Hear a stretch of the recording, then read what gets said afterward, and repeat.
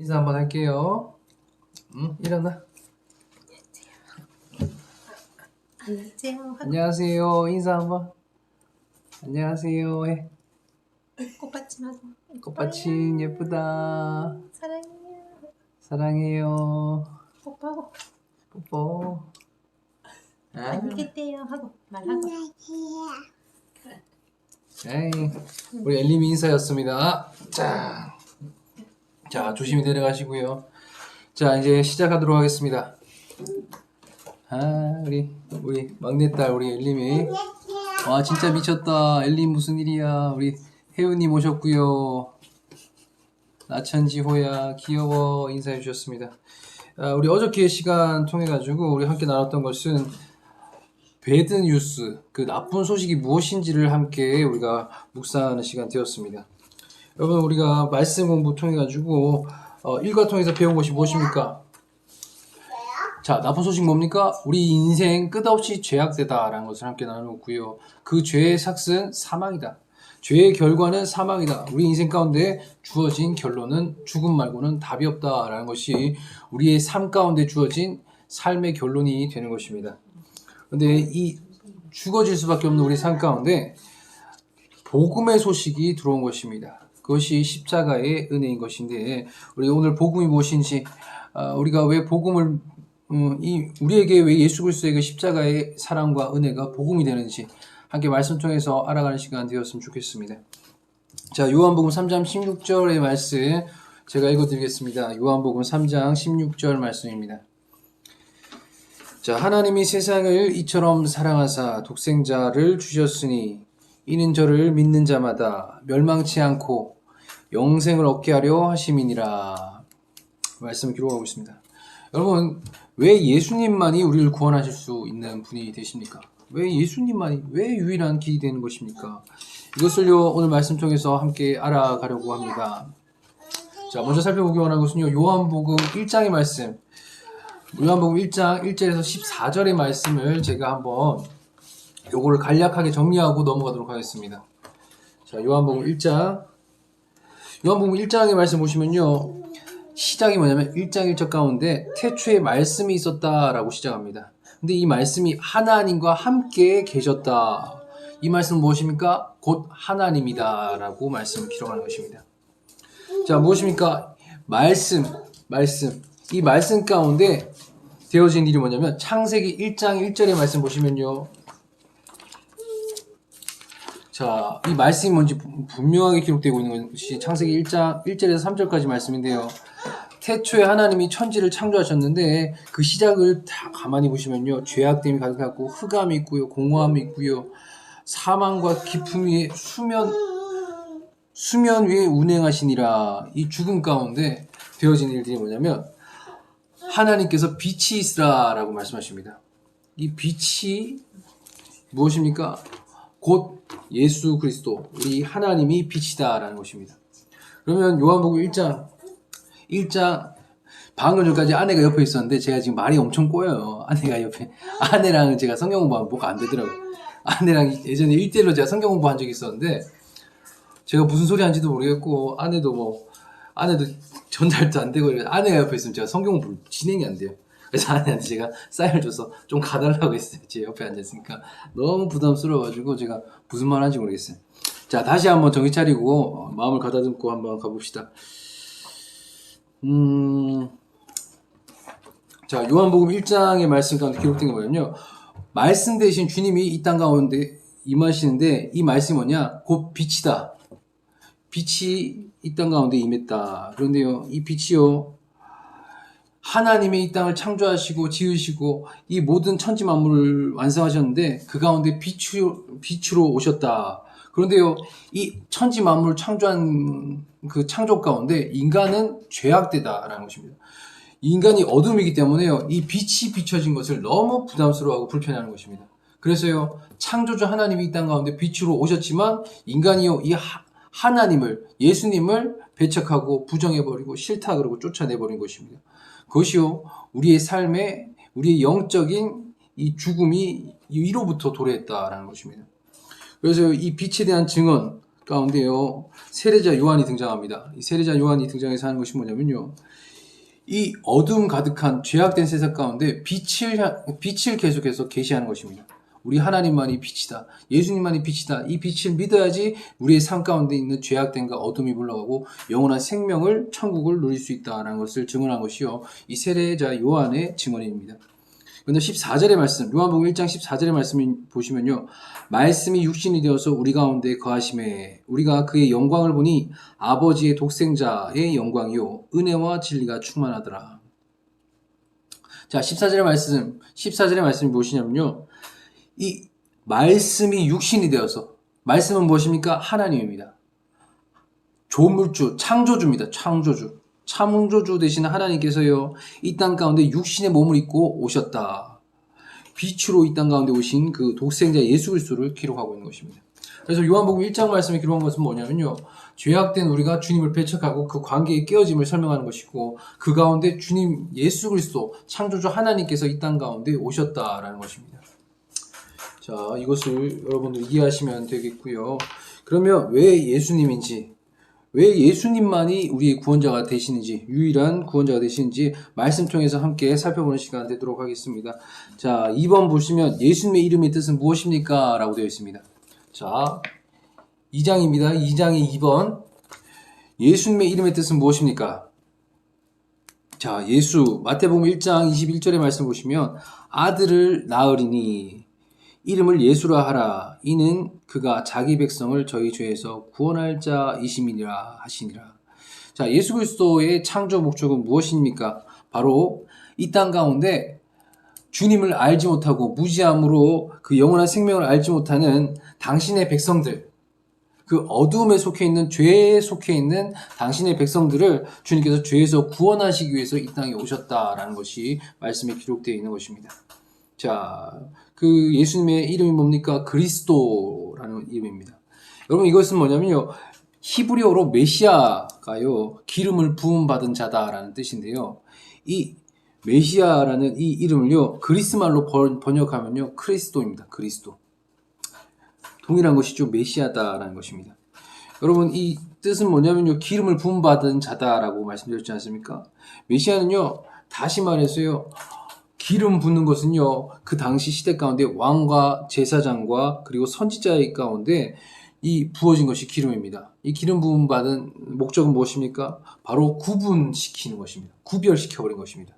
그리고 구분시키고 그 가운데 권리를 부여하는 것이요, 이 왕과 제사장과 선지자에게 부어진 그 기름인 것입니다.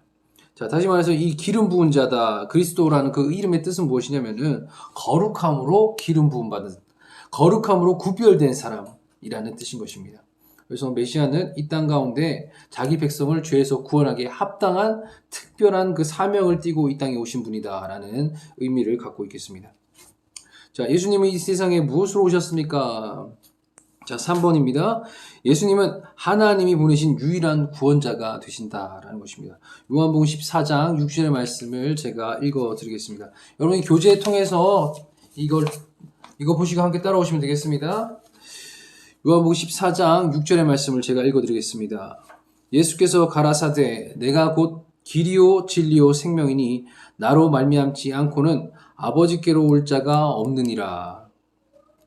자, 무엇입니까?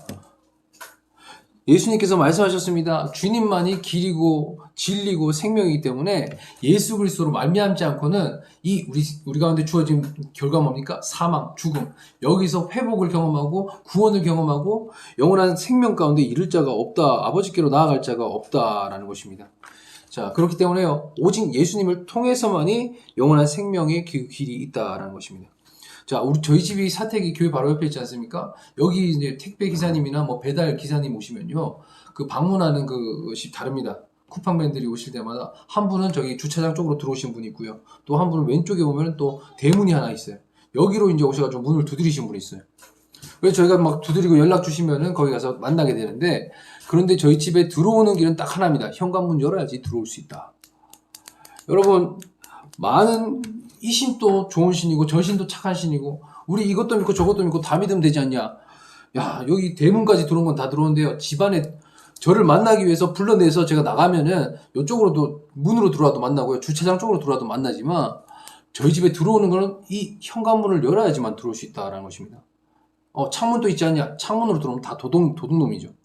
그러니까 현관문을 열지 않고는 들어올 수 없다. 이것처럼요, 오직 예수님으로 말미암지 않고는요, 이 영원한 구원의 생명의 길로 들어갈 수가 없다라는 것입니다. 자, 사도행전 4장 12절 말씀 기록합니다. 다른 이로서는 구원을 얻을 수 없나니 천하 인간의 구원을 얻을 만한 다른 이름을 우리에게 주신 일이 없음이니라 하였더라. 오직 예수 그리스도의 그 이름으로 말미암아 우리 가운데 구원이 주어진 것입니다. 이 은혜의 예수님을 우리가 바로 알아야 된다라는 것입니다. 자, 예수님은 참 하나님이십니다. 요한복음 1장 1절의 말씀 제가 읽어드리겠습니다. 태초에 말씀이 계시니라. 이 말씀이 하나님과 함께 계셨으니 이 말씀은 곧 하나님이시니라. 그리고 요한복음 10장 30절 말씀 기록합니다. 나와 하나님은 하나이니라. 여러분, 이 두 가지의 이 말씀 구절이 의미하는 바가 뭐냐면요. 권세, 힘인 것입니다. 힘. 요한복음 1장 1절과 요한복음 10장 30절 말씀을 통해서요. 하나님, 창조주 하나님이라고 했을 때 우리가 근데 가장 먼저 필요한 그 덕목이 뭐냐면 힘과 권세가 있어야 됩니다. 우리가 하나님을요, 이 전지전능하심이 없으면요, 그 하나님을 우리가 무슨 수로 따릅니까? 하나님이 나처럼 연약함이 있고 맨날 무너지고 좌절하고 속상해하고 그러고 있으면요, 그 하나님을 저희가 어떻게 따라 살겠냐라는 것입니다. 그래서 요한복음 1장 1절의 말씀은요, 하나님의 그 존귀하심, 하나님은 말씀하시는 분이시다. 그 말씀은 무엇입니까? 어둠 가운데 빛으로 어둠을 내어 쫓는 분이신 것을 기록하는 것이고요. 요한복음 10장 30절 말씀을 통해서 예수님을 하나님과 동등된 위치인 것을 요한복음 10장 30절 말씀은 증명해주고 있는 것입니다. 자, 그리고 빌립보서 2장 6절에서 8절 말씀을 통해서 그 하나님 주되심을 위해서 필요한 덕목, 두 번째, 사랑이 필요한 것입니다. 그것을 빌립보서 2장 6절에서 8절 말씀은 기록하고 있습니다. 자, 제가 말씀을 읽어드리겠습니다. 그는 근본 하나님의 본체시나 하나님과 동등됨을 취할 것으로 여기지 아니하시고 오히려 자기를 비어 종의 형체를 가져 사람들과 같이 되었고 사람의 모양으로 나타나셨음에 자기를 낮추시고 죽기까지 복종하셨으니 곧 십자가에 죽으심이라. 자, 무엇입니까? 하나님 되기 위해서, 하나님의 주되심을 위해서 필요한 것. 첫 번째, 권세. 두 번째 무엇입니까? 사랑이 필요합니다. 하나님이요, 힘만 엄청나 봐요. 그럼 무슬림의 알라가 되는 것입니다. 알라는 무엇입니까? 철저한 기준과 철저한 그 원칙을 세워가지고 거기서 들지 못하면 다 처형입니다. 죽어나는 것입니다. 모두가 심판대 위에서요, 다 그 자리에 즉사할 수밖에 없는 것이 무슬림의 알라다라는 것입니다. 그 하나님을 어떻게 믿습니까? 그 알라의 하나님을 어떻게 믿습니까? 두렵고 위험천만한 그 하나님, 믿을 수 없다 이것입니다. 우리 하나님은 다릅니다. 우리 하나님이 힘과 권세가 있으신 분이시고, 그리고 빌립보서 2장 6절에서 8절 말씀에 기록된 바와 같이 우리가 믿는 그 하나님은 사랑이 넘치시는 하나님이다. 자, 하나님의 그 조건 두 가지를 다 갖췄지요. 힘과 권세가 있으시고 사랑이 있으신 분이시다. 자, 하나님의 그 사랑에 대해서 제가 다시 한번 정리하고 넘어가도록 하겠습니다. 자, 하나님을 정의할 때 우리가 먼저 보아야 될 것은 본금 읽었던 빌립보서 2장 6절에서 8절 말씀에서 여러분 보셨던 것처럼요, 첫 번째, 하나님과 동등됨을 취하지 않으셨다라는 것이 첫 번째입니다. 두 번째 무엇입니까? 자기를 비웠는데 어디까지 비웠습니까? 다 비워가지고 종의 형체를 가지기까지 비우셨다. 그리고 세 번째, 자기를 낮추시고 죽기까지 낮추셔가지고 복종하셔가지고 십자가에 죽어버렸다. 이 세 가지입니다. 무엇입니까? 여러분, 없는데 있는 채 하는 것은 무엇이라고 합니까? 허세라고 합니다. 허세. 가진 것도 없는데 쥐뿔 없는데 자꾸 막 있는 채예요. 막 쥐어짜내요. 허세에 있어가지고 너무 유치해서 그 사람을 보기에 너무 안쓰럽습니다. 그런데요, 다 가졌는데, 모든 것을 다 가지고 힘과 권세를 다 누렸는데 그것을 포기하고 내어놓고 끝까지 사랑하고 섬기는 것을 무엇이랍니까? 그 겸손의 왕을 무엇이랍니까? 그것이요, 권세입니다. 권세. 하나님은요, 모든 것을 다 가졌지만요, 그 권세를 내어놓았습니다. 하나님의 그 권세와 동등됨을 취하지 아니하시고 예수님은 육신의 몸을 입고 이 땅 가운데 오셨다라는 것입니다. 그리고 우리와 같이 되셔가지고 우리의 눈높이를 다 맞춰주셨어요. 우리가요, 주님의 그 존귀하심과 위대하심을 가지고 우리 가운데 다가오시면요, 부담스러워서 어떻게 만납니까? 그 하나님이 얼마나 부담스럽고 거북스럽습니까? 나는 죄인이고 나는 죽음과 사망인데 하나님은 거룩과 존귀하심과 생명을 가지고 우리 가운데 들어오면 섞일 수가 있습니까? 못 섞이죠. 그러니까요, 우리는 죽었다 깨어나도 주님 만날 기회가 없고요. 구원을 꿈꿔볼 그런 가치도 없는 인생이 되는 것입니다. 그런데요, 주님께서요, 이 미천한 인생 가운데 자신의 가장 낮고 미천한 우리 삶 가운데 눈높이와 삶의 모양들을 다 맞춰가지고 우리와 동등된 그 자리로 오신 것입니다. 그리고 죽기까지 사랑하실 때 그 십자가에 자신의 물과 피를 쏟기까지 다 내어주기까지 주님께서 우리를 사랑하셨다라는 것입니다. 자, 이것이 방금 나왔던 하나님됨의 두 가지 조건. 하나님은 힘과 권세가 있으신 분, 두 번째 하나님은 사랑이 있으신 분. 그렇기 때문에 우리가 그 주님을 믿을 수 있다. 그 주님의 사랑으로 우리가 나가설 수 있다라는 것입니다. 자, 예수님은요 참 사람이 되십니다. 3번입니다. 요한복음 1장 14절의 말씀에 되어서 우리 가운데 거하심에 우리가 그 영광을 보니 아버지의 독생자의 영광이요 은혜와 진리가 충만하더라 라고 기록하고 있습니다. 자, 여기서 우리는 무엇입니까? 자, 우리 일과에서 봤듯이요, 우리 그러면 죄와 죽음과 사망이다 이렇게 결론 지으면 됩니다. 우리는 죄와 죽음과 사망. 그럼 말씀은 무엇입니까? 거기에 정반대되는 것, 하나님의 존귀하심과 거룩하심, 하나님의 그 끝없는 사랑. 이 말씀이요 육신이 돼가지고 우리 가운데 거하기를 시작한 것입니다. 우리와 함께 하려고 애쓰십니다. 여러분, 이게 가당키나 한 일이냐고요. 우리가 주님을 찾고 부르짖고 주님 만나주세요 이래도 될똥 말똥인데요, 우리가 워낙 기준도 없고 원칙도 없이 하나님 누군지도 모르고 너무 무지하게 사니까요, 주님께서요 이 땅에 오시는 것만 해도 대단한 일인데 우리를 건지려고, 우리를 더 알아가려고 주님이 막 애쓰시는 거예요. 미천한 우리 가운데 오셔가지고 주님이 애써가지고 막 거하시고, 나 좀 알아보지 않겠니? 내가 진짜 존귀하다. 나를 좀 알아보지 않겠니? 그 주님께서 우리를 설득해 주시는 거예요. 그 은혜의 하나님이 우리 하나님이 되십니다. 그런데 그 주님께서요 이 죄 많은 인생 가운데 찾아오셔서 그 영광의 자리 가운데 은혜와 은혜, 진리에 충만한 데 이를 때까지 우리를 그렇게 끝까지 책임지시고 우리를 그 인생의 그 가장 밑바닥 길의 가운데 주님께서 책임지시기 위해서 오셨다라는 것입니다. 자, 참사랑으로 오신 예수님은요, 그의 국적과 출생지, 성장지가 각각 어디냐 살펴보시면요, 유대 베들레헴의 나사렛이라는 지역에서 태어났습니다. 여기가 어디냐 하면요, 정말 듣보잡이죠. 듣보잡. 이름도 없고요, 누구도 기억하지 않는 그런 할렘과 같은 곳, 정말 사람들이 꺼려하는 그 지역에서요 태어나셨습니다. 그리고 그 태어난 가운데 태어날 그 자리도 여의치가 않아가지고 말구유 속에서 예수님이 탄생하셨다라는 것입니다. 무엇입니까? 주님은요 눈높이를 맞추는데요, 단 한 사람도 거기서 비껴나갈 수 없도록 가장 미천한 그 삶을 택하셨습니다. 한 명도 거기서 빠져나갈 수가 없어요. 저는 이게 부족했어요. 저는 가난했어요. 저는 무지해서요. 아닙니다. 주님은요 가장 밑바닥으로 오셨기 때문에 누구도 이 변명을 대면서 나는 부족하고 연약해서 주님을 만날 자격이 없습니다 말할 수 없도록요, 가장 연약하고 부족한 그 천박한 자리로 주님께서 이 땅에 오셨다는 것입니다. 그것이요 주님의 사랑입니다. 성경 말씀에서는요 예수님의 모습이 어떻게 묘사되고 있습니까? 줄이심으로 묘사되고 있고요, 고나심과 주무심과 눈물 흘리심이 기록되어 있습니다. 이것이 무엇입니까? 예수님의 그 사역 가운데 33년 6개월이라는 그 삶 가운데요, 줄이심이 있고요, 고나고 막 괴롭고 슬프고 주무시고 눈물도 흘리고 이것이 다 들어가 있다. 무엇입니까? 주님은요 육신의 한계에 매어 사는 우리의 이 괴로운 삶 가운데 참여하기 원하셨다. 우리의 무너진 가운데 우리가 느낀 것도 있잖아요. 삶 가운데 막 사람들과 관계에서 무너져서 실족하고 마음이 서운하고 괴로워서 나는 실패한 인생이야 갉아먹고, 주님이요 육신의 몸을 입고요 우리의 한계에 동참하신 것입니다. 우리의 마음을 공감하시기 위해서요, 우리의 슬픔을 공감하시기 위해서요, 주님께서 가장 괴로운 우리의 그 자리 가운데 오셨다. 그런데요 이 육신의 한계를 뛰어넘는 기준이 있습니다.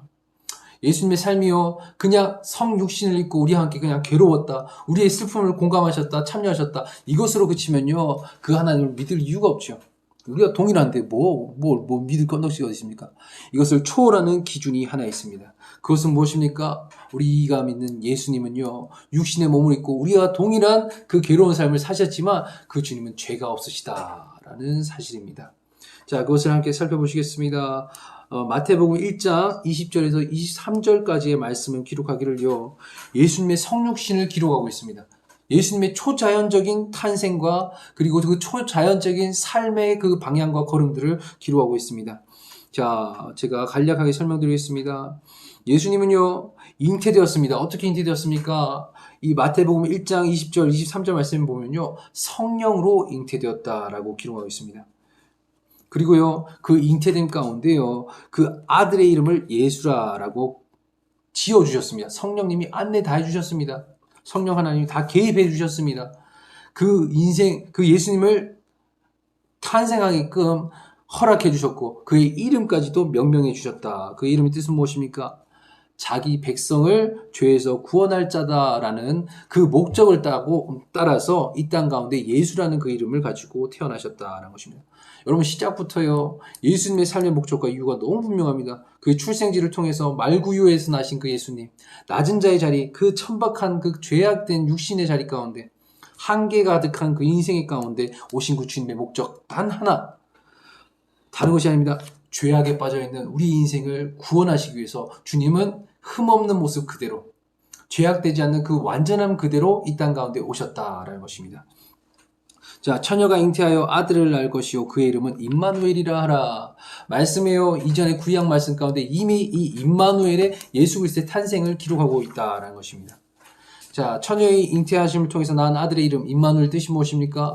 우리와 함께 하신다라는 것입니다. 무엇입니까? 일과를 통해서 우리가 묵상한 것이 무엇입니까? 우리 인생은 죄로 인해서 끝났다가 결론이었습니다. 너 지옥 간다, 이것이 결론이었습니다. 이것이 아주 최악으로 나쁜 우리의 소식인 것인데, 그 나뉘어진 인생, 주님부터 끊어진 그 영과 육이 끊어져가지고 죽음과 정말 소망이 없는 그 인생 가운데 주님께서요, 임마누엘을 약속하신 것입니다. 이거 허락하시려고 주님께서 이 땅 오셨습니다. 죄로 인해서 나누어진 우리의 삶 가운데 하나 되게 하시기 위해서, 함께 하시기 위해서, 그럼에도 불구하고 우리를 포기하지 못하겠다고 오신 그 은혜의 역사가 예수 그리스도의 탄생입니다. 그것이 임마누엘, 모든 인류의 죄악됨을 해결하시고 자신의 백성을 내가 구원하겠다라고 주님께서요, 총대 메고 책임지시겠다고 들어오신 것입니다. 그것이요, 우리가 만나게 될 예수님이고 우리가 만나서 고백드린 그 예수입니다 라는 것입니다. 자, 10페이지 보시겠습니다. 10페이지 요한일서 3장 5절의 말씀입니다. 그가 우리 죄를 없이 하려고 나타내신 바 된 것은 너희가 아나니 그에게는 죄가 없느니라. 자, 여러분, 이것이 너무 중요합니다. 자, 누가 제가 만약에 100만 원의 빚을 졌다고 생각해 보십시오. 그런데요, 마이너스 통장 가지고 있는 사람이 저희 빚을 탕감해 줄 수 있습니까? 아니면 100만 원이 전 재산인 사람이 저희 빚을 탕감해 주고 올 수 있습니까? 안 된다 이겁니다. 자, 100만 원 빚을 탕감하려면, 야, 100만 원이 그게 돈이냐? 1억 가졌다 나는 뭐 10억 가졌다. 100만 원 그냥 내 껌값이니까 해결해 줄게. 내어줄 수 있는 그 정도 그릇이 돼야지요. 저의 100만 원이라는 그 빚이 청산이 된 것입니다. 자, 그런데요, 죄 있는 나의 삶을 청산해주고 해결해주기 위해서 나랑 비슷한 어중이 떠중이 와가지고 나의 죄의 문제를 어떻게 해결합니까? 죄에 대해서 모든 것을 정리하시고 통달하시고 완벽하신 그 창조주 하나님, 흠없는 그분만이 우리의 죄의 문제를 해결해 주실 수 있다. 그래서 우리 삶 가운데 주님께서 오신 것입니다. 그렇기 때문에 우리가 믿는 그 주님은요, 죄가 없음으로 인해서 우리의 죄의 문제를 정리해 주신 분이시다라는 것입니다. 자, 예수님께서 십자가상에서 이루신 그 성취는 무엇입니까? 그것은요, 대속에 대한 성취인 것입니다. 여러분, 대속이라는 것은 개념이 무엇이냐면요, 우리의 죄값을 대신해서 치렀다라는 것입니다. 여러분, 그 중세 시대 가운데요, 노예 시장이 활발하게 운영되어 왔습니다. 그런데요, 사람마다 값이 매겨집니다. 저기 나이 많은 할아버지, 이 사람 힘이 없어요. 그래서 10만 원. 근데 여기 젊은 여자, 이 사람은 아이를 출산할 수 있어요. 그래서 50만 원. 그리고 힘센 20대 남자 100만 원. 이렇게 책정하는 것입니다. 근데요, 그 주인이 그 값을 주고 샀어요. 그런데 그 사람은요, 평생 그 주인 밑에서 돈을 지불했기 때문에요, 종살이를 해야 되는 것입니다. 100만 원 주고 산 그 20대 청년은 죽으라고 100만 원어치 일을 해내야 되는 거고, 또 20대 여자, 50만 원짜리 20대 여자는 죽으라고 아이를 출산해내가지고 더 많은 그 종들을 만들어내가지고 그 50만 원짜리 값어치를 하면서 평생을 살아야 된다라는 것입니다. 그런데요, 이 노예의 삶, 이 죄악된 그 삶을, 매일 그 주인에게 속박된 그 삶을 청산하기 위한다면 어떻게 할 수 있겠습니까? 누군가가 딱 등장해가지고요. 그 여인 50만 원 그 이상의 값어치를 지불해내야 되는 것입니다. 자, 이 남자는 100만 원 주고 샀습니다. 나는 이 100만 원에 못 팝니다. 200 주십시오. 200만 원 내줘야 되는 겁니다. 누군가가 가진 자가 누린 자가 우리의 주인 되시는 그 하나님께서요. 그 죄값을 치러야만이 우리는 그 종의 멍에에서 해방을 할 수 있다라는 것입니다. 자, 그러면 여러분들에게 묻겠습니다. 여러분들 얼마짜리입니까? 여러분 인생 10억 주면 팔겠습니까? 100억 주면 내 젊음을 팔겠습니까? 좀 죽었다 깨어나도 안 팔아요. 1조, 2조 줘도요, 제 생명 잃을 바에는 그걸 못 팝니다. 그렇기 때문에요, 우리 생명의 값어치는요, 돈으로 매길 수가 없는 것입니다.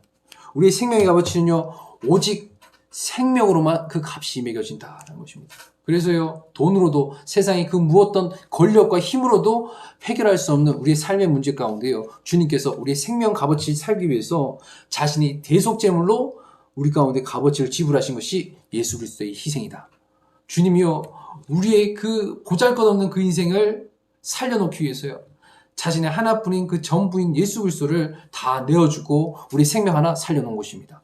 이것이요, 우리의 삶의 값어치입니다. 무엇입니까? 우리 가운데 예수님을 믿음으로 인해서 주어진 그 이름, 그리스도인이다라는 것이 그 값어치에 매겨진 이름인 것입니다. 무엇입니까? 예수 그리스도짜리 사람이다. 너는 예수님의 생명을 맞바꿔서 그 대속제물을 통해서 너가 살고 있는 거다. 그것이요, 그리스도인인 것입니다. 예수님짜리 사람이 되었다라는 것입니다. 자, 히브리서 10장 12절 말씀은 기록합니다. 오직 그리스도는 죄를 위하여 한 영원한 제사를 드리시고 하나님의 우편에 앉으사.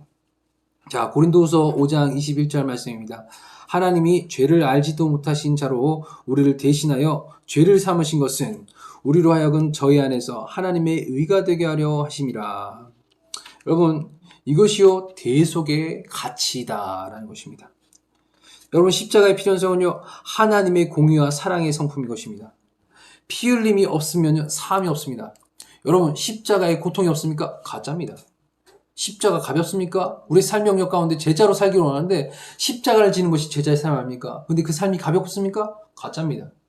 무엇입니까? 예수님 지신 그 십자가, 골고다의 언덕을 올라갈 때 살과 채찍질 당함으로 해서 물과 피를 쏟기까지, 살점이 다 찢겨나가기까지 괴로움을 감당하면서 그 자리를 피하고 싶어서 몸부리쳤던 예수님의 고통과 괴로움이 있기 때문에요, 그 십자가의 희생과 그 구원의 값어치가 진짜가 되는 것입니다. 십자가는요, 가볍지 않습니다. 여러분, 우리 삶 가운데요, 그 대속제물에 대한 가치는요, 그냥 거저 주어주고 쉽게 그냥 돈 몇 푼으로 갈아치운 것이 아니라는 것입니다. 우리 가운데요, 그 예수 그리스도의 십자가, 그 공의와 그 영원한 그 완전성에 대한 하나님의 생명과 그 영원한 그 구원에 대한 감격이 우리 가운데 주어지기까지 예수님은 그 값어치를 전부로 생명을 내어놓기까지, 괴로움을 다 감수하시고 인내하기까지 그 값어치를 다 지불해 내셨다라는 것입니다. 그로 인해서 우리 가운데 주어진 것이 무엇입니까? 자, 갈로 2번, 하나님과의 화목과 화해가 우리 가운데 주어진 것입니다. 자, 1장에서 나는 건 뭡니까? 우리는 죄로 인해서 죽을 수밖에 없다. 우리 가운데 주어진 삶의 결론은 사망밖에 없다라는 것이 우리의 결론이 되었던 것인데, 하나님께서 우리 가운데 눈높이 맞춰가지고 성육신 있고 우리 가운데 오셔가지고 우리의 삶의 문제 가운데 개입하여 주시고 우리 가운데 그 물과 피를 쏟기까지 우리를 끝까지 사랑한다 말씀하시고, 그로 인해서 우리 가운데 주어진 것이 화목이다. 우리 가운데 완전한 화해가 이루어진 것입니다. 자, 그 화해는 무엇입니까? 죄로 인해서 하나님과의 관계가 완전 나뉘어졌습니다. 완전 극과 극이 되어서 원수가 되었습니다. 그것은 무엇입니까? 적그리스도가 된 것입니다. 주님을 대적하는 인생이 된 것입니다.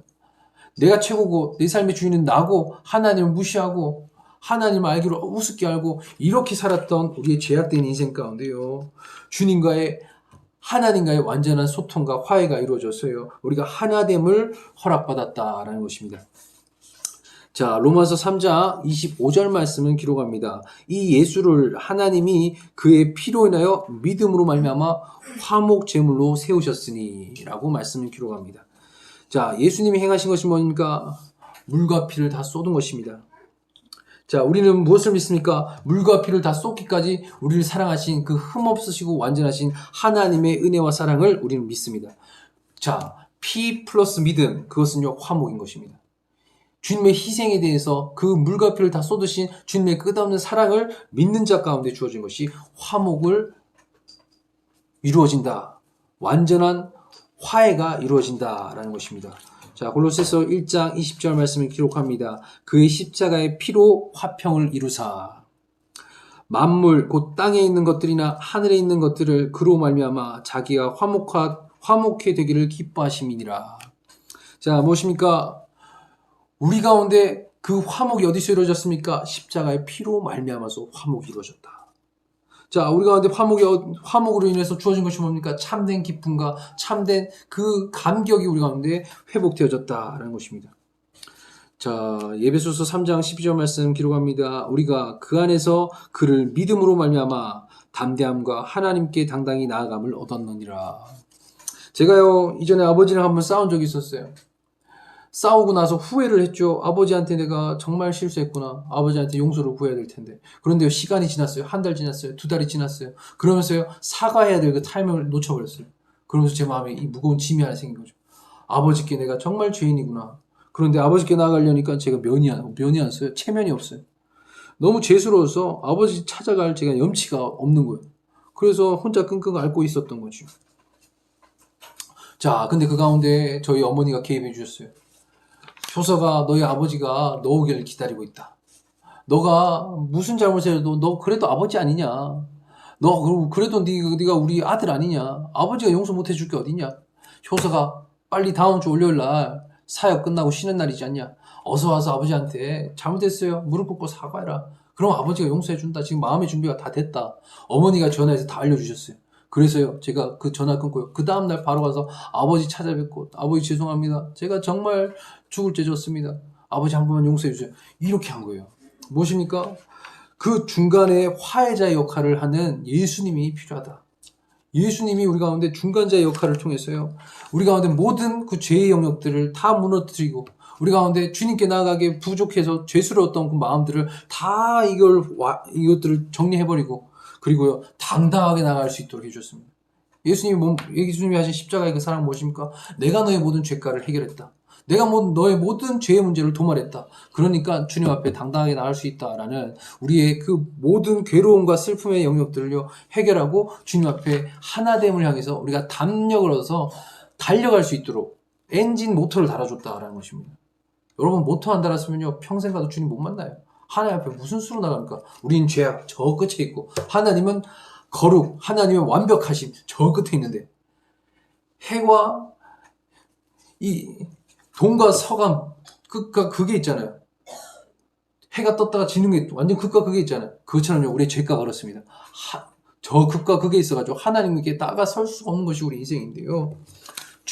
예수님께서 십자가 못 박히심으로써 우리 인생 가운데 모타 달아줘가지고 담대하게 주님께 미친 듯이 달려나니까 우리 가운데 생명이 주어진다. 생명을 허락받고 하나님과의 나뉘어졌던 그 관계를 회복받을 수 있게 되었다라는 것입니다. 자, 세 번째입니다. 4번의 3, 구속. 여러분, 이 구속이란 것은 무엇이냐면요, 노예 상태에 있었던 그 사람들을 해방시킨 것이 구속인 것입니다. 죄로부터요, 참된 자유를 얻게 하는 것이고요, 이 자유라는 것은 말로 표현할 수 없는 것이죠. 왜냐하면요, 이 아까 전에 설명했듯이요, 노예의 삶은요, 본인들이 선택할 수 있는 것이 하나도 없습니다. 그냥 팔면 팔려 나가는 것이 노예의 삶입니다. 죽으라면은 진작 취급당했기 때문에 죽어야 되는 것이 노예의 삶입니다. 자신의 삶 가운데 해방이 뭔지 모릅니다. 제가 아는 사람 중에요, 그 염전 노예 출신인 사람이 한 명 있습니다. 그의 인생이요, 자신의 그 20대를 돌아볼 때 자신이 염전 노예인지를 모르고 살았어요. 왜요? 그 시작부터 늘 그냥 메인 가운데 살았거든요.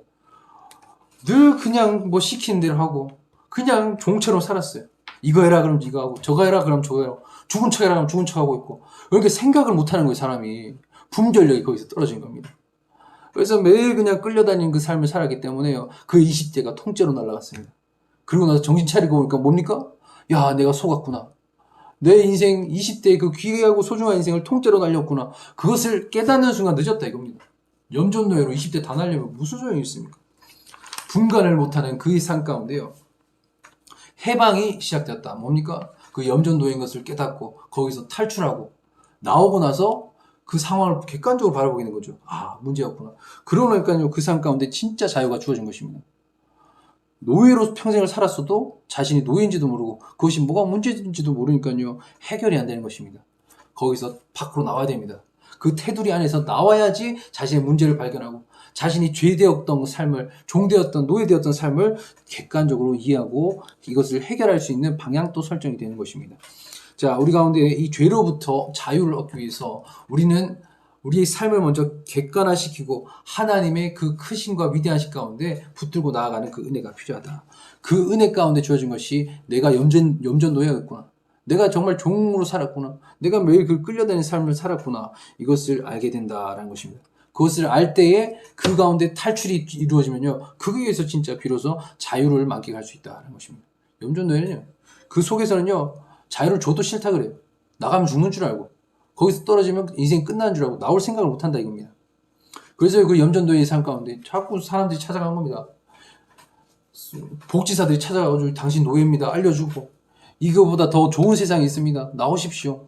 급여 하나도 없이 이렇게 끌려다니고 20대를 다 보내면 어떡합니까? 허송세월하면 안 됩니다. 그 복지사들이 찾아가지고 이 사람들을 구원해내는 것입니다. 그 은혜가 필요하다는 것입니다.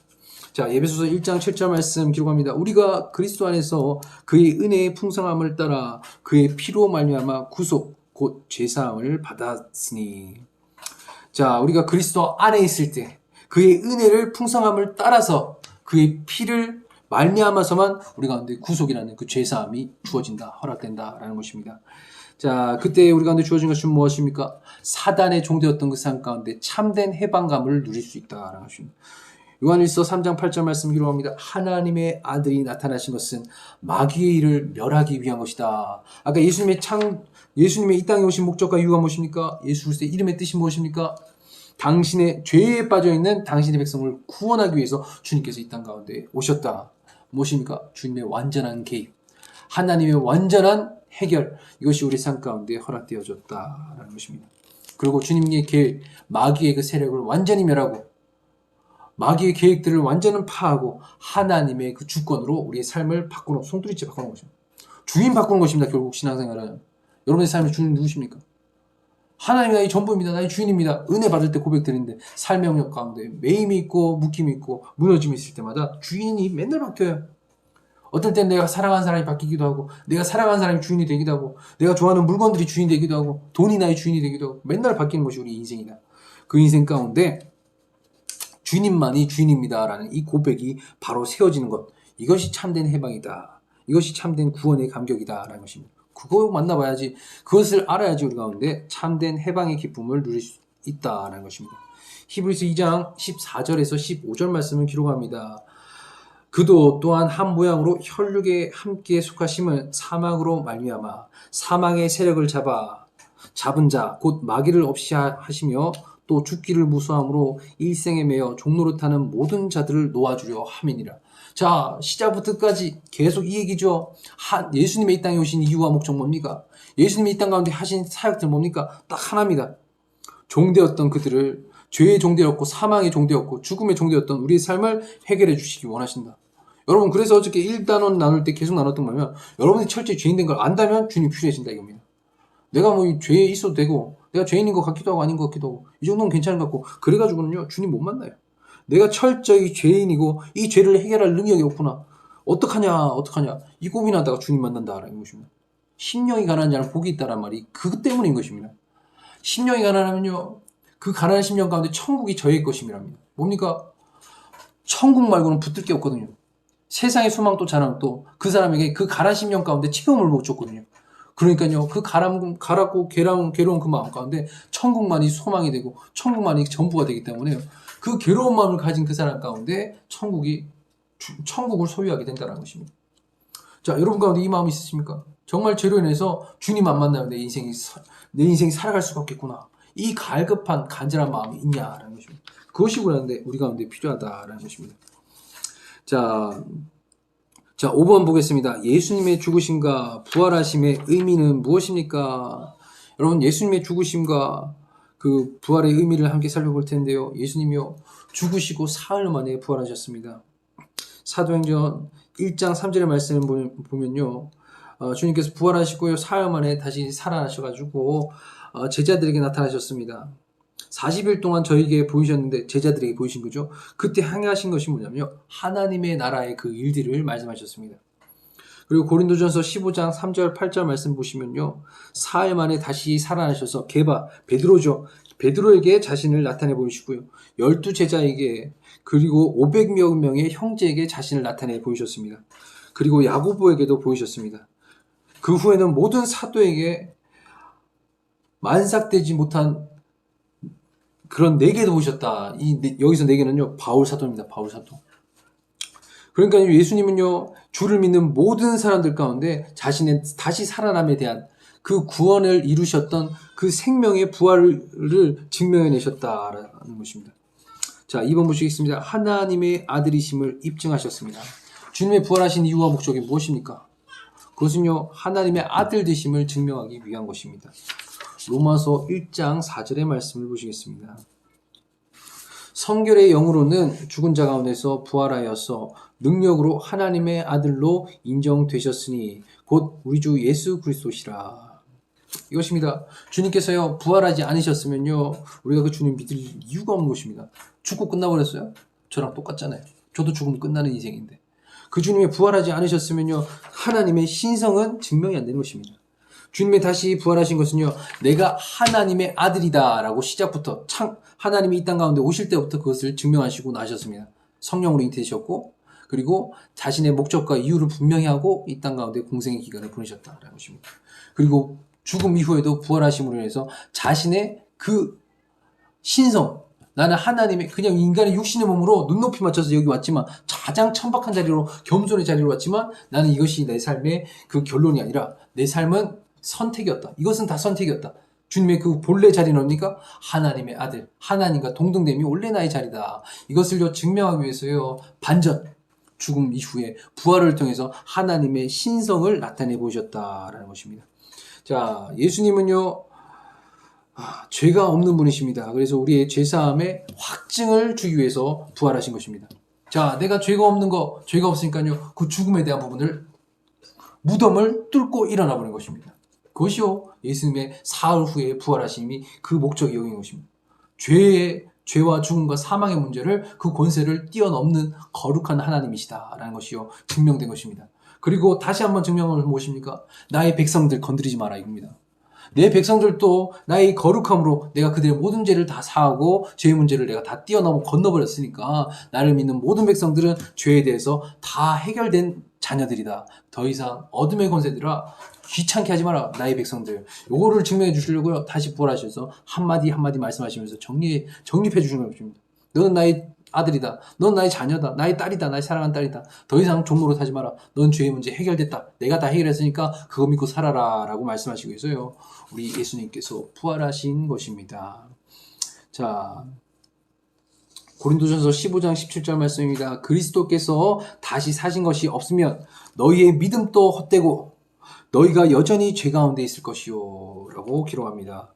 자, 예수님께서 다시 안 살았으면요 우리는 신앙생활 할 필요가 없는 것입니다. 우리 가운데요 그냥 죽음으로 끝나는 인생이라면, 죽고 나면 지옥 가고 끝나는 인생이라면요 예수님 왜 믿습니까? 세상 쾌락 따라 살아야죠. 돈이 나의 주인 되고 나의 전부가 돼야죠.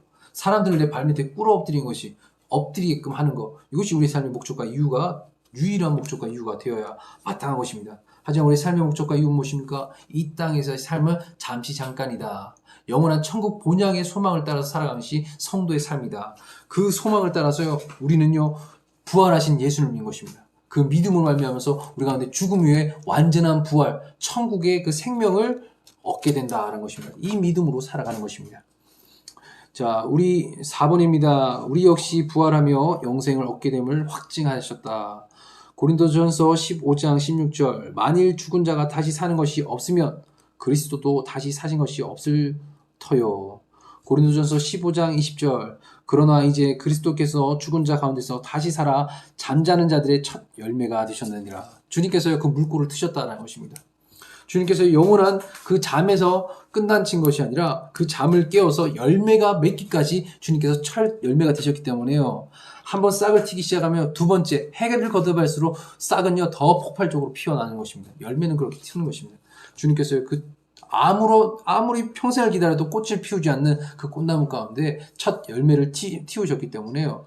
해를 거듭할수록 계속해서 무성하게 자라나갈 수 있게끔 하셨던 것입니다. 자, 그렇기 때문에 우리는요, 누구든지 예수님을 믿고 시인하기만 하면 구원에 이른다라는 것입니다. 자, 이것이 하나님의 뜻입니다. 하나님의 목적입니다. 디모데전서 2장 4절 말씀입니다. 하나님은 모든 사람이 구원을 받으며 진리를 아는 데 이르기를 원하느니라. 자, 로마서 10장 9절 10절 말씀 이렇게 기록하고 있습니다. 우리가 입술로 주님을 고백하기만 하면, 시인하고 그 죽은 자 가운데 다시 살리신 그 예수님을 우리의 마음 가운데 믿기만 하면 우리가 마음으로 믿어서 의에 이르고 입으로 시인해서 구원에 이르게 된다라는 것입니다. 자, 이것이 필요한 것입니다. 그 죽은 자 가운데서 다시 사신 예수 그리스도를 믿는 그 믿음을 통해서 우리는 구원, 영원한 생명 가운데 이룰 수 있다. 이룰 수 있는 권세가 우리 가운데 주어졌다라는 것입니다. 자, 이 권세가 무엇입니까? 바로 용서의 권세입니다. 자, 어중이 떠중이 와가지고 우리의 죄의 문제들, 우리의 사망의 문제들 용서한다고 막 난리치면 뭐합니까? 천사들이 와가지고 내가 용서해줄게. 그만한 끝발이 되냐고요. 아무런 힘도 없으면서, 지 앞가림도 못하면서. 해결해 주려면요, 그 심판에 대한 권세를 잡은 하나님이 우리 가운데 친히 오셔서 정리해 주셔야 됩니다. 그래서 주님께서 이 땅에 오신 것입니다. 육신의 몸을 입고 우리의 삶의 그 권세를 모든 것을 숨겨가면서 우리의 눈높이를 맞춰가면서 이 땅에 오셔가지고 용서를 이루기 위해서 주님께서 십자가 지신 것입니다.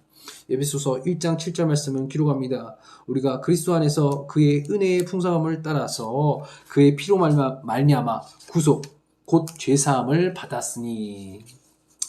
자, 우리 가운데 이 은혜가 있습니다. 그 피로 말미암아 영원한 생명, 영원한 구속, 영생을 얻는 그 죄사함의 용서를 받는 그 은혜가 있다. 주를 믿는 모든 그리스도인들 가운데 이 은혜가, 용서의 은혜가 주어진 것입니다. 이 은혜를 통해서 우리 가운데 영원한 생명이 허락된 것입니다. 요한복음 5장 24절 말씀을 기록합니다. 내가 진실로 너에게 이르노니 내 말을 듣고 또 나를 보내신 이를 믿는 자는 영생을 얻었고 심판에 이르지 아니하나니 사망에서 생명으로 옮겨졌다라고 말씀 기록합니다. 주님을 믿기만 하면 이 영원한 생명을 허락받는 것입니다. 심판이 우리 가운데 더 이상 소용이 없어지고 사망에서 생명을 옮겨지는 그 은혜의 역사가 우리 가운데 주어진다라는 것입니다. 이것이 무엇입니까? 곧 하나님의 자녀가 되는 권세가 주어졌다. 자, 이 권세가 중요한 것입니다. 우리 아버지가 누구냐 이겁니다. 우리 어머니가 누구냐에 따라서 우리 신분이 바뀌는 것입니다. 자, 우리 아버지가 사장입니다. 그럼 난 사장 아들이겠죠. 스포츠카 끌겠죠. 자, 우리 아버지가요 너무 가난해요. 너무 어렵게 사셨어요. 그러면 나는 가난한 집안의 아들이 되는 것입니다. 자, 그럼 무엇입니까? 우리 하나님은 하늘과 땅의 주인이 되십니다. 우리의 아버지가 그 주인이 우리 아버지가 되면요, 우리의 권세는요 주인의 권세를 얻게 되는 것입니다. 더 이상 사망의 권세가 우리를 어떻게 할 수가 없고요, 어둠의 권세가 우리를 뒤흔들어가지고 우리 마음을 병들게 할 수 없다라는 것입니다. 우리 가운데 주님의 죽으심과 그 부활하심으로 주어진 권세가 이 자녀되는 권세가 되는 것입니다. 자, 이전의 삶은 무엇입니까? 종이었습니다. 죄로 인해서 죽을 수밖에 없는 우리의 삶의 결정조차도 함께할 어떤 것도 손가락조차 하나 까딱할 수 없는 우리의 삶의 결론이었습니다. 죽음이라는, 사망이라는 결론이었습니다. 그의 인생을 송두리째 바꿔가지고 하나님의 자녀라고 칭해주시고 우리의 삶의 모든 것을 주님 안에서 자유함으로 결정할 수 있게 되었습니다. 그 은혜가 우리 가운데 주어진 것입니다. 그리고 주님의 자녀가 되는 그 권세 가운데 또다시 선물로 주어진 것이 성령이 우리 가운데 내주하셔서 우리와 함께 동행하신다라는 것입니다. 성령을 선물로 받게 된 것입니다. 이 성령 무엇입니까? 계속해서 우리의 삶 가운데 무너지고 괴로울 때마다, 좌절할 때마다, 시험과 환난을 당할 때마다, 고통이 있을 때마다 주님께서 다시금 떠올려 주신 것입니다. 야, 너 죄의 종노릇했던 그 삶 아니다. 너는 나의 아들이야, 나의 사랑하는 딸이야, 너는 내 거야 라고 성령님께서요 계속해서 우리의 마음 가운데 감동으로 우리의 정체성을 지켜주고 보호해 주신 것입니다. 주님께서 우리 가운데 계속해서 보증이 되는 것입니다. 보증인이 얼마나 중요한지 아십니까? 돈만 우리 아버지가 와가지고 야, 너 뭐 사업 하나 해볼래? 내 10억 내가 보증돼 줄게. 내가 뒤에서 다 받쳐줄게. 뭐든지 해봐. 그러면요, 그 사람 자본이 있기 때문에 성공하게 되어 있다라는 것입니다. 그런데 아버지가 힘이 없어요. 아버지가 주변에 인맥이 없어요. 끌어줄 게 없다라는 것입니다. 자, 여러분들의 보증인이 누구십니까? 우리의 하나님이요, 우리의 보증이 되신다. 주님께서 우리를 계속해서 증명해 주시고, 얘 건드리지 마라. 사단이 막 장난질 칠 것 같으면 혼내주고 쫓아주고, 주님께서 우리를 끝까지 지켜주시고 우리를 견고하게 해가신 것입니다. 무엇입니까? 우리 하나님이요, 우리 예수님이요, 우리 성령님 우리 가운데 내주하심으로 인해서 우리 삶 가운데 계속해서 울타리를 쳐주신 것입니다. 우리를 계속 품어 안아주시고 우리를 지켜 보호해 주신다라는 것입니다. 그 은혜를 받은 우리의 삶 가운데요, 우리도 누군가의 울타리가 되어주고 소외된 이웃을 향해서, 괴로운 마음에 거한 사람을 향해서 또다시 손 내밀어 주고 주님의 사랑을 실천하는 그러한 행함이 있는 은혜가 있기를 바랍니다. 여러분 이제 제가 말씀을 이렇게 마치도록 하겠습니다. 여러분 한 5분만 더 하고 마칠게요. 주님께서요 우리를요 이 하나님의 군대로 부르신 것을 기억하십시오. 거저 주어진 은혜가 아닙니다. 구원의 감격이 있습니까? 주님 만나가지고 기뻐가지고 눈물을 흘리고 막 소리치고 주님 저를 이렇게 사랑하십니까? 그 은혜를 아십니까? 그거 거저 준 거 아니다. 자, 여러분 그 중세 시대에 군대를 징집합니다. 그 군대는요 전쟁 전에 무기에게 세례를 베풉니다. 징집해가지고 성령 세례를 베푸는 것이요 그 전쟁에 앞선 그 군사의 행위였습니다. 그 가운데 전쟁이 시작하면요 모든 사람들이요 뜻을 따라서 일어납니다. 누가 뭡니까?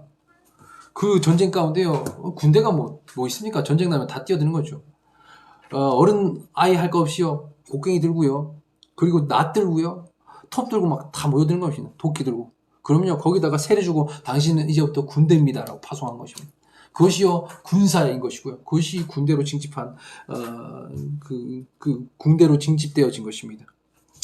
여러분 이 세례를 통해서요 군대의 마음, 군사의 마음이 부어진다라는 군복이 너적대기를 입더라도요 당신은 이제 군인이 되었습니다. 나라를 위해서 몸바쳐 충성하십시오. 낫들고 자신의 생명을 던지는 것입니다.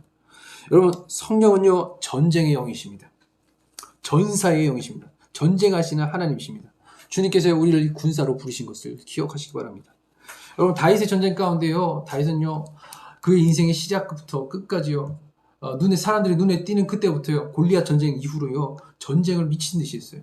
그는요 죽는 그날까지 그의 손에 피를 말라 본 적이 없습니다. 맨날 전쟁하느라 사람 피가 묻어 있습니다. 그런데 하나님이 이 다윗을 향해 칭찬하십니다. 내 마음에 쏙 들어 내 마음에 합한 자라고 칭찬하십니다. 사람 죽이는 그 전쟁광이 무슨 하나님의 마음에 합합니까? 그런데요 다윗은요 하나님의 마음에 합하다고 칭함을 받을 만한 그럴 만한 이유가 있었습니다. 그것은요 모세 시대의 여호수아 그때 주님께서 약속하셨습니다. 여호수아께 약속하신 게 뭐냐? 가나안 땅을 정복하라고 말씀하셨습니다. 하나님의 나라를 세워야 된다 말씀하셨습니다. 그런데요 이 모세 시대의 여호수아 가운데 말씀하셨던 하나님의 언약의 말씀이요 다윗의 때까지 성취가 안 된 겁니다. 가나안 땅의 입도에서 들어갔는데 늘 빌빌거리다가 늘 하나님의 자녀들이 또 무너지고 또 살아나는 것 같다가 또 죄로 인해서 무너지고 우상 숭배하다가 무너지고 그래서요 다윗은요 이 영적 전쟁 이 생명을 다한 전쟁을 시작한 것입니다. 왜요? 하나님이 말씀하신 게 이루어지지 않았으니까. 내가 사랑하는 그 하나님이 말씀하셨는데 그 말씀이 이루어지지 않으니까 하나님 체면이 안 서요. 하나님이 우습게 됐어요. 그게 미치도록 싫은 거예요. 그래서 다윗은요 하나님을 너무 사랑했거든요. 하나님이 다윗의 총도였거든요. 그래서요 하나님 체면 세우겠다고 하나님의 언약을 이루어드리겠다고 자신의 목숨을 다 바쳐서 살았던 사람이 다윗인 것입니다. 그래서요 그의 인생이 추하게 볼 수도 있고요 늘 피로만 치는 그 전쟁 광처럼 사람들의 손에 입방하여 오르내릴 수 있지만 주님의 마음에 합한 것입니다. 무엇입니까? 하나님의 이 애끓는 마음을 알아주는 이가 단 한 사람도 없어요. 하나님이 말씀하셨는데 그 누구도 이 말씀을 이뤄나갈 사람이 없어요.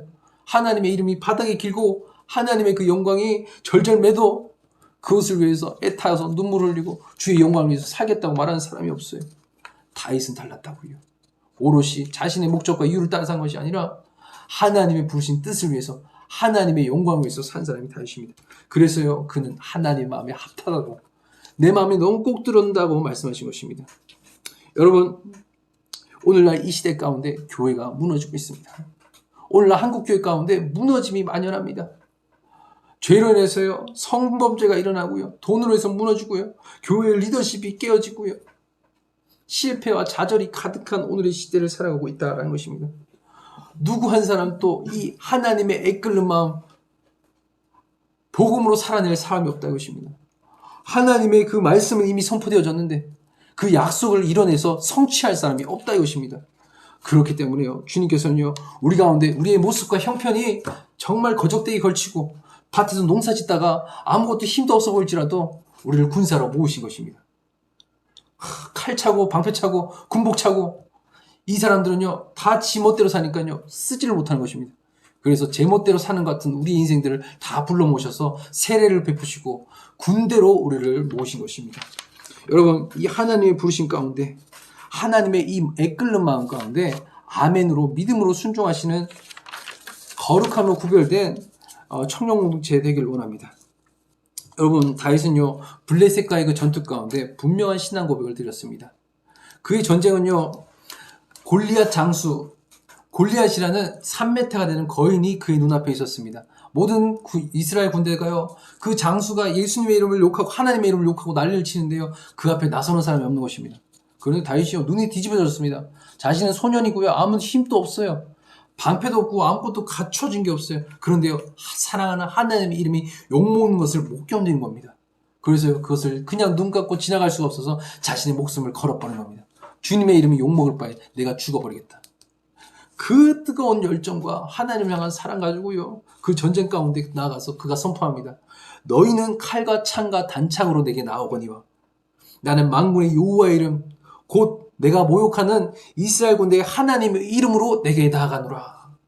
그러고요 그 전쟁 가운데 승리를 이끄는 주역이 된 것입니다. 골리앗을 한 방에 제압하고요 모든 그 블레셋 군대를 두려움에 떨게 했던 그 어린아이 다윗, 소년 다윗이요 그 날 때부터 시작까지 유년 청소년 시기까지도 그리고 죽는 그날까지도 하나님 아버지의 그 마음만 생각하면서 하나님의 뜻만을 이루기 위해서 자신의 생명을 다해 살았다라는 것입니다. 이것이 주님 사랑한 겁니다. 이것이요 사랑을 맛본 자들이 행해야 될 마땅한 일들입니다. 여러분, 우리 가운데 세상 가운데 무너짐이 있습니까? 좌절됨이 있습니까? 그래서 위로가 필요하십니까? 그때 다윗을 보시기 바랍니다. 세상 가운데 칼과 창과 단창으로 나가서 그곳 가운데 승리를 점하려 하는 것이 아니라 만군의 여호와 이름 그것으로 충분하다. 그것을 그 고백으로 우리가 생명을 보고 나가서 승리하면 주님만 드러난 것입니다. 나의 스펙과 나의 어떠함과 나의 자랑으로 이겼다. 이 고백은요 세상과 다르지가 않습니다. 주님의 이름 들고 나가서 승리할 때 주님의 홀로 영광 받으실 수 있다라는 것입니다.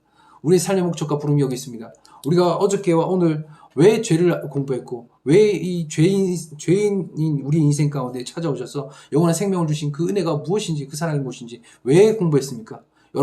여러분들을 부르신 하나님의 그 부르심 가운데 순종함으로 아버지의 뜻을 따라 살라고 우리가 그 복음을 묵상한 것입니다.